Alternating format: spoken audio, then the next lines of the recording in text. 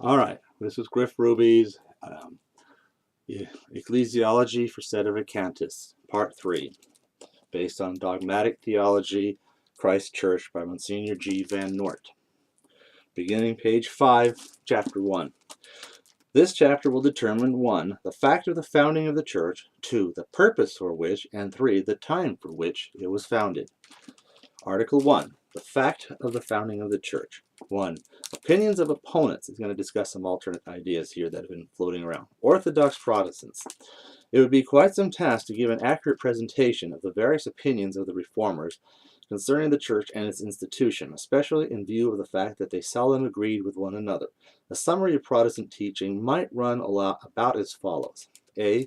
There does exist a church founded by Christ himself. It consists of the just, as Lutherans, or of the predestined, Calvinists. This is a church of the promises, in which are verified the promises of Christ. It is holy and indefectible, etc., but although it joins the holy or the elect to Christ, it does not join them together with each other, and indeed it cannot, because God alone knows who belongs to it. It is the invisible church, the kingdom of God on earth. Or B. The true members of Christ, desirous of manifesting their faith and of stirring it up by outward gestures, joined together and formed the visible church, or rather visible churches, and so the visible church is a human institution and can adopt various social forms as localities or the fashions of the times require.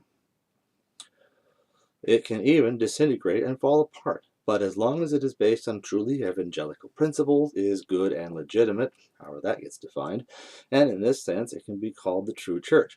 Not even then, however, is it identical with the invisible church, for it always harbors a certain number of hypocrites. On the other hand, the invisible church is not separate from the visible, for a great crowd of the holy or elect always lies hidden in the ecclesiastical mass. But if the visible church had become so corrupt as to start contradicting evangelical principles, it would thus turn out to be a false church.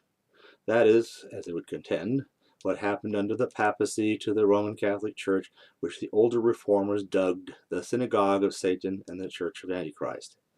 Now, modern Protestants might have another take on the question. Take the following the view of the matter. All Christ preached was an elevated form of morality and the love of God, the Father who is in heaven. He neither separated himself from the synagogue of the Jews nor enjoined the separation on his disciples. Therefore, he founded no church any more than he taught a new religion. But his disciples, driven by the hate and persecution of the Jews, soon set up separate communities from which, particularly under the active influence of the Roman community, the Catholic Church was pieced together about the middle of the 3rd century. Before this time, a universal church existed only in the mind of the Christians as a sort of ideal church. But the Catholic Church, by inventing dogmas borrowed in large part from Greek philosophies and by adopting a social structure based on that of the Roman Empire, wandered far from the spirit of Christ and the pure gospel. It evolved along the lines of a progressive corruption, although it always managed to hold on to a part of the gospel. Or you'd have the view of the modernists, number 3.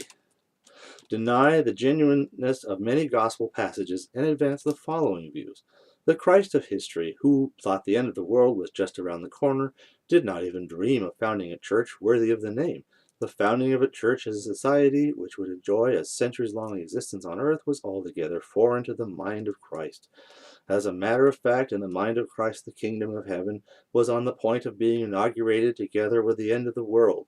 Therefore, in its own good time, the church was born of a twofold need. The more remote was that which individual believers felt for sharing their faith with the others.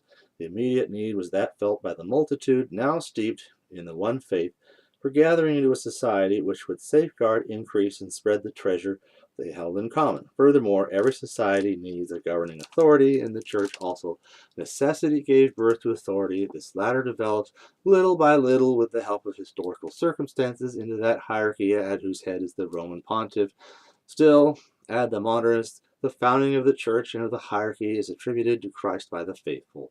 In the realm of faith, every Christian consciousness is included by some vague force in the consciousness of Christ. If this is be granted, then whatever came forth from the Christian consciousness in the course of time can be said to have come forth, at least indirectly, from the consciousness of the Christ of faith.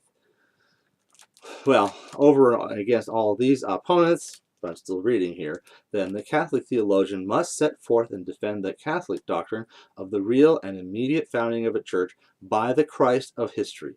Accordingly, the question is no longer whether Christ preached a new and divine religion, but only whether the historical Christ himself gathered his disciples into a society worthy of the name or not. So we've seen there's these all these crazy ideas that others had come up with. It is these ideas in particular that he felt the need to refute, and that is exactly what he proceeds to do. In the next part, we will continue. Not much commentary needed, but it's good to know here. In part 4, we will continue this reading. Thanks.